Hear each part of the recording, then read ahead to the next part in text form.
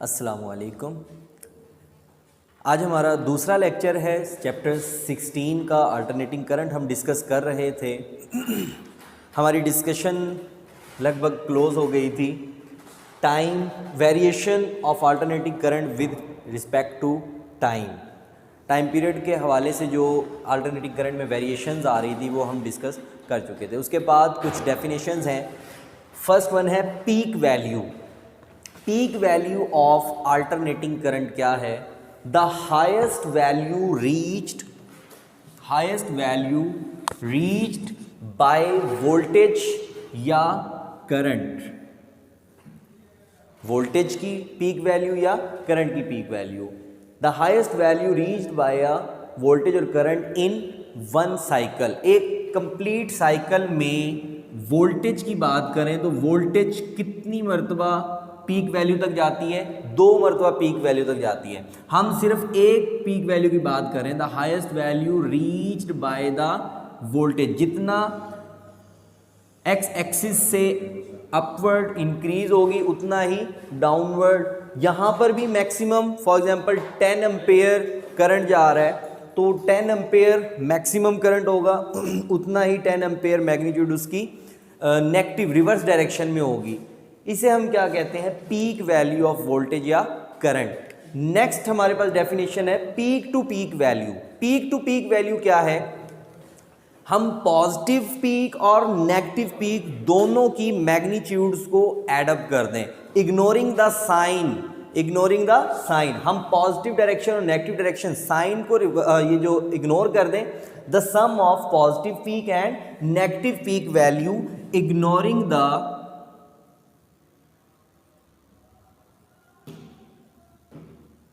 Science. इसे हम क्या कहते हैं? Peak to peak value. इस कंप्लीट एक साइकिल में पीक टू पीक वैल्यू कितनी है? 2V0। एक पॉजिटिव पीक और एक नेगेटिव पीक। हम साइन इग्नोर करके जस्ट उनकी मैग्नीट्यूड्स को सम अप कर रहे हैं। नेगेटिव सिर्फ डायरेक्शन को शो कर रहा है, मैग्नीट्यूड तो हमेशा पॉजिटिव होती है। ये हमारे पास सिंपल डेफिनेशंस हैं, 2 डेफिनेशन। नेक्स्ट हमारे पास एक इंपॉर्टेंट कंसेप्ट आता है root mean square, RMS value of alternating current. ये इंपॉर्टेंट वन डेफिनेशन है, इसको अच्छे से समझ लीजिएगा। What is root mean square RMS value of alternating current? हमने अल्टरनेटिंग करंट को फॉर एग्जांपल मैयर करना है तो कैसे मैयर करेंगे?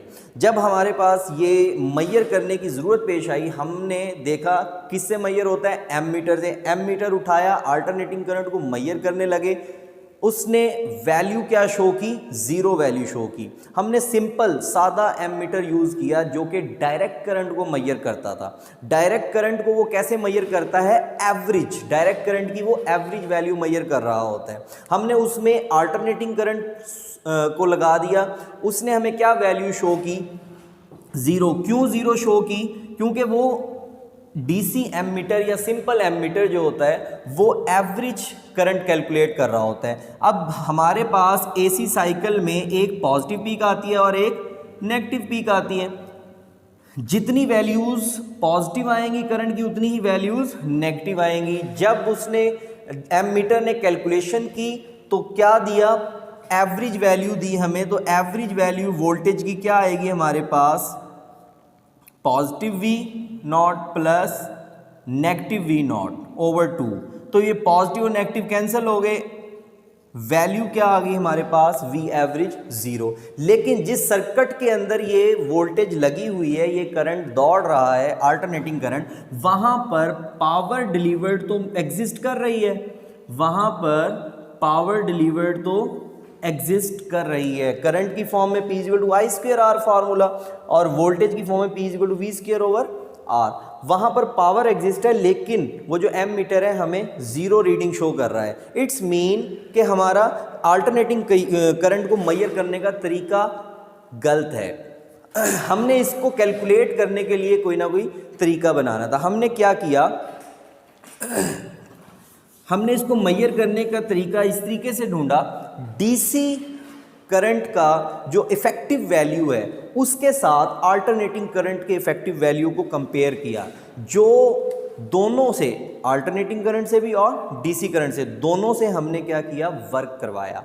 दोनों से जब हम वर्क करवाएंगे कंसीडर कर लें यहाँ पे कोई सर्किट है, इस पे हमने प्रोवाइड किया 10 एम्पेयर कांस्टेंट वैल्यू, इस बैटरी के थ्रू यहाँ से करंट गुजर रहा है 10 एम्पेयर कांस्टेंट करंट गुजर रहा है अक्रॉस दिस रेजिस्टेंस। एक दूसरा सर्किट है हमारे पास, ये यहाँ पे हमने क्या लगा दिया, एमीटर। ये डीसी सोर्स है। यहाँ पर एक और सर्किट है जिसमें हमने सोर्स लगाया एसी सोर्स। अब एसी सोर्स 0 से लेके 10 एम्पेयर तक चेंज होगी वैल्यू उसकी करंट की, और यहाँ पर एक स्टीडी करंट, कांस्टेंट करंट इसको मिल रहा है, इस रेजिस्टेंस के अक्रॉस एक स्टीडी करंट, कांस्टेंट करंट गुजर रहा है। दोनों में हम कह सकते हैं कि यहाँ पर दोनों का हमने रिजल्ट कैलकुलेट करना है। उसके लिए हम यहाँ पर कंसीडर कर लेते हैं एक एग्जांपल कि दोनों करंट से वर्क करवाया, एक बकेट में पानी की क्वांटिटी हमने सेम रखी,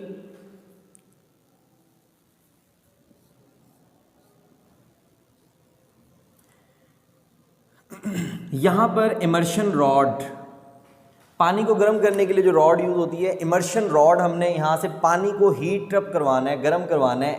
इस रॉड पे हमने अप्लाई किया अल्टरनेटिंग करंट और इस रॉड पे हमने अप्लाई किया डीसी करंट। यहां पर जो वर्क मिलेगा हमें पावर डिलीवर्ड, उसका इफेक्ट देखेंगे, और यहां पर जो पावर डिलीवर्ड मिलेगी उसका इफेक्ट देखेंगे। हमने क्या किया, हमने दोनों पे 10 एम्पेयर करंट अप्लाई किया, दोनों पे 10 एम्पेयर करंट अप्लाई किया। अल्टरनेटिंग करंट जो सोर्स था उसमें 10 एम्पेयर किस तरीके से चेंज होंगे, यहाँ पे 0 से वैल्यू बढ़ेगी, फिर मैक्सिमम और फिर मिनिमम, और फिर ये ऐसे वैल्यू जा रही होगी। अब हर वैल्यू पावर डिलीवर कर रही है। कभी करंट की लोएस्ट वैल्यू है, कभी दरमियान की वैल्यू, और कभी मैक्सिमम वैल्यू पर ज़्यादा वर्क करेगा, ये पावर ज़्यादा देगा और पानी को जल्दी गर्म करेगा, लेकिन लोएस्ट वैल्यू पे पानी को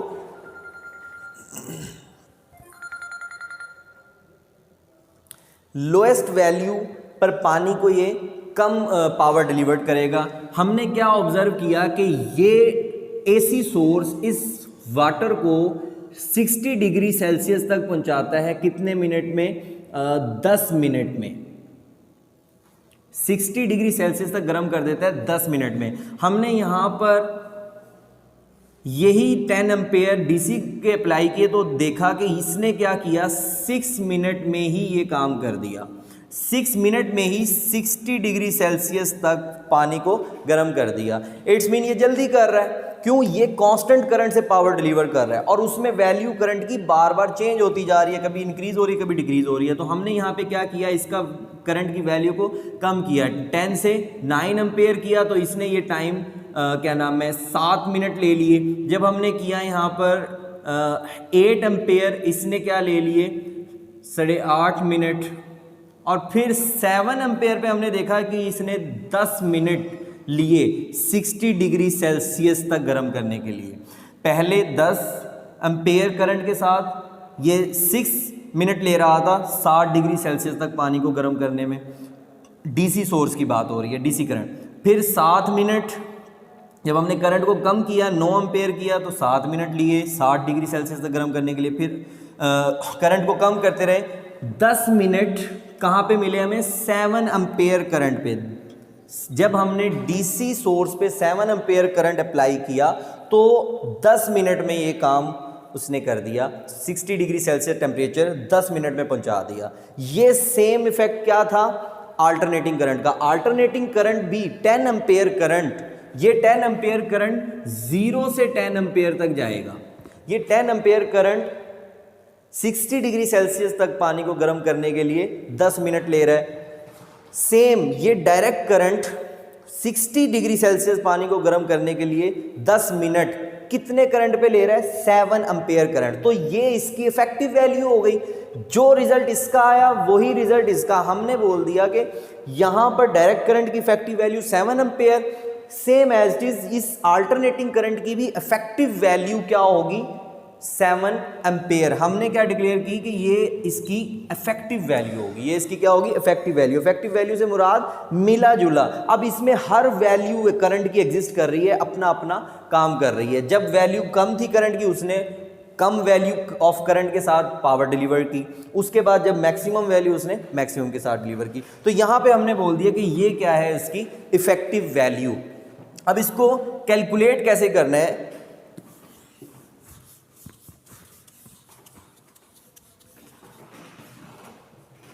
कैलकुलेट करने का तरीका हमारे पास क्या है, रूट मीन स्क्वायर को हम एक बार यहां से डिफाइन कर लेते हैं। The effective value of AC over a cycle, it is the value of current at theta is equal to 45 degree which is equal to 0.707 of maximum current और 70.7% of maximum current. मतलब कि जो अभी हमने example की थी 10 ampere का 70% कितना आया, 7 एम्पेयर। अगर हम 20 एम्पेयर की बात करें तो उसका 70% कितना आएगा, 40 एम्पेयर। ये इसकी इफेक्टिव वैल्यू होगी। यहां पर इफेक्टिव वैल्यू को कैलकुलेट करने के लिए ओवर अ साइकिल हम क्या तरीका अपनाते हैं, हम उसकी मीन वैल्यू लेते हैं। एक साइकिल में मैक्सिमम कितनी वैल्यू आ सकती है, 0, 10 एम्पेयर, 0, -10 एम्पेयर और फिर 0। हम यहां पर क्या लेते हैं, वैल्यूज का स्क्वायर लेते हैं ताकि वो एवरेज कैलकुलेट करते हुए माइनस ना हो। हमने 0 का स्क्वायर लिया, फिर यहां पर I0 मैक्सिमम पीक वैल्यू का स्क्वायर, फिर 0 का स्क्वायर प्लस I0 का स्क्वायर। एक कंप्लीट साइकिल में हमने जो वैल्यूज थी करंट की उनका स्क्वायर लिया और फिर उसकी मीन ले ली, जितनी तादाद थी उससे डिवाइड कर दिया, ठीक है, और फिर उसका स्क्वायर रूट ले लिया। फिर उसका क्या ले लिया, स्क्वायर रूट ले लिया। और ये एक्सप्रेशन क्या बनेगा हमारे पास, 2I0 square over 4 I0 over square root 2। ये हमारे पास एक्सप्रेशन क्या था, I की value, I is equal to, I instantaneous is equal to I0 over square root 2। Square root 2 की value 0.707 of maximum. Instantaneous value of current किसके equal होती है, 0.707 I0। ये वैल्यू कौन सी है, ये वैल्यू हमारे पास RMS वैल्यू है, रूट मीन स्क्वायर वैल्यू। इसको उल्टा पढ़ें, स्क्वायर फिर उसकी मीन और फिर उसका रूट। हमने क्या लिया, पहले वैल्यूज का स्क्वायर लिया, फिर उसकी मीन ली, मतलब टोटल नंबर से डिवाइड कर दिया, और फिर उसका क्या ले लिया, स्क्वायर रूट ले लिया। तो हमने कैलकुलेट कर ली root mean square value. Effective value over a cycle, effective value, उसको कंपेयर किससे किया, DC से कंपेयर करके, वो हमने एग्जांपल में सीखा। ये असल में क्या होती है, 70% ऑफ द मैक्सिमम वैल्यू। यहां पर ग्राफ देखिएगा कि ये ग्राफ किसका था, पॉजिटिव V0, नेगेटिव V0, ठीक है। ये जो ग्राफ है ये क्या है, सिंपल वैल्यू V0 की। यहां पर हमें अगर हम वैल्यू कैलकुलेट करना चाहते हैं पॉजिटिव और नेगेटिव, एवरेज 0 हो जाएगी। इसके लिए हमने स्क्वायर लिया, स्क्वायर से क्या हुआ, वैल्यू बहुत डबल हो गई। नेगेटिव हाफ साइकिल में भी वैल्यू क्या आ रही है, पॉजिटिव आ रही है, इसलिए हम यहां पे लेते हैं स्क्वायर। उसके बाद ये वैल्यू सर्किट में एग्जिस्ट नहीं करती, हम उसकी क्या ले लेते हैं, एवरेज लेते हैं, हाफ V0 स्क्वायर। हमने उसकी एवरेज ले ली, वो क्या आई, हाफ V0 स्क्वायर। उसके बाद हमने उसका स्क्वायर रूट लिया, क्योंकि असल वैल्यू जो सर्किट में एग्जिस्ट कर रही है वो ये वाली वैल्यू एग्जिस्ट कर रही है। इसके लिए हम उसका क्या लेते हैं, स्क्वायर रूट। जब हम स्क्वायर रूट लेते हैं वो क्या होती है, VRMS, square mean and then root. This is called root mean square value.